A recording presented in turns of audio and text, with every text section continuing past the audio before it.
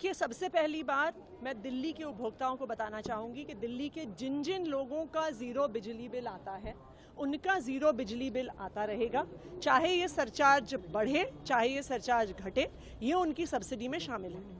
लेकिन मैं दिल्ली के लोगों को और देश के लोगों को ये बताना चाहती हूँ कि आज अगर दिल्ली जैसे शहर में भी बिजली का दाम बढ़ रहा है तो ये सिर्फ और सिर्फ केंद्र सरकार की वजह से बढ़ रहा है।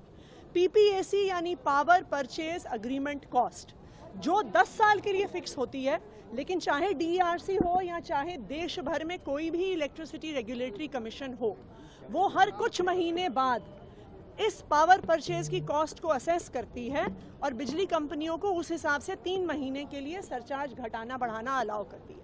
आज क्यों दाम बढ़ रहा है? इसलिए बढ़ रहा है क्योंकि केंद्र सरकार की मिसमैनेजमेंट की वजह से आज देश में कोयले का दाम महंगा हो गया है।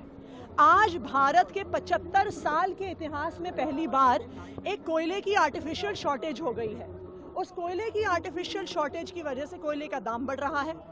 केंद्र सरकार ने अब जबरदस्ती करी है कि कोई भी अगर कोयला खरीदेगा तो उन्हें 10% इंपोर्टेड कोयला यूज करना पड़ेगा। इंपोर्टेड कोयले का दाम भारत के कोयले से तकरीबन 10 गुना ज़्यादा है। अगर आप डोमेस्टिक कोल को यूज़ करिए तो वो तकरीबन 2000 रुपये टन का आता है, लेकिन अब जो फॉरेन कोल, इंपोर्टेड कोल बिजली कंपनियों को यूज़ करना पड़ रहा है वो 25,000 रुपये टन आ रहा है। तो आज अगर बिजली के दाम बढ़ रहे हैं वो सिर्फ और सिर्फ केंद्र सरकार की वजह से बढ़ रहे हैं, उनके मिसमैनेजमेंट की वजह से बढ़ रहे हैं। और हम तो ये भी जानना चाहेंगे कि जो कोल इंपोर्टर्स हैं उनकी केंद्र सरकार की उनके साथ क्या साठगांठ है कि 10 गुना दाम पर वो जबरदस्ती कर रहे हैं कि कोयला खरीदना पड़ रहा है। जिनके बिजली के दाम ये दाम बढ़ेंगे आप ये कह रही हैं, मतलब 200 यूनिट से ज्यादा वालों का कितना असर पड़ेगा मैम? अगर इसको थोड़ा सा बता दें। समझना चाहते तो लोगों के बिल पे कितना असर पड़ेगा, यूनिट वाइज भी ये बिल वाइज भी आप तो देखिए, जिनके 200 यूनिट तक के फ्री बिजली बिल आते हैं उन पर कोई असर नहीं पड़ेगा, लेकिन जिनके बिल बिना सब्सिडी के आते हैं उनमें पर यूनिट कोई फर्क नहीं पड़ेगा क्योंकि टैरिफ्स तो ऑलरेडी फिक्स्ड हैं। लेकिन 8% का सरचार्ज उनके बिल पे बढ़ेगा। तो अगर 100 रुपये का बिल आ रहा है तो वो 108 रुपये का बिल आएगा। और मैं फिर से दिल्ली के कंज्यूमर्स को बताना चाहूँगी कि ये सिर्फ और सिर्फ केंद्र सरकार की मिसमैनेजमेंट की वजह से, बढ़ते हुए कोयले के दामों की वजह से। और मैं ये पूछना चाहूँगी केंद्र सरकार से कि क्या आपकी कोल इंपोर्टर्स के साथ कोई साठगांठ है जो आप 10 गुना महंगा कोयला किसी भी बिजली के जो प्रोड्यूसर्स हैं, जो भी प्लांट, जो भी कंपनी बिजली बना रही है, उनके साथ आप ज़बरदस्ती कर रहे हो कि उनको 10% कोयला महंगे दामों पर खरीदना होगा ही होगा।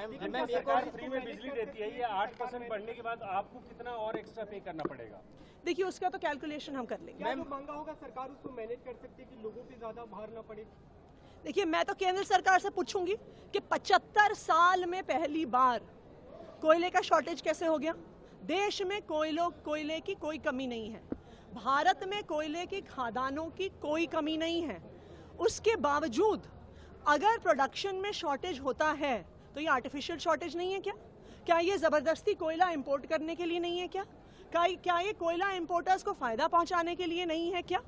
क्योंकि ये जो प्रोसेस है जिसमें हर 3 महीने बिजली के दाम के अनुसार ये सरचार्ज बढ़ भी सकता है, ये सरचार्ज घट भी सकता है। अगर बिजली का दाम कम होता है तो हर 3 महीने में ये सरचार्ज जो कैलकुलेट होता है ये एक डे टू डे प्रोसेस से कैलकुलेट होता है। तो 3 महीने के लिए सरचार्ज बढ़ भी सकता है, सरचार्ज घट भी सकता है। मैम एक और सवाल है, जी पड़ेगा लोगों को आप ये कह रही हैं। जी मैम एक और सवाल ये है कि आम आदमी पार्टी जो कांग्रेस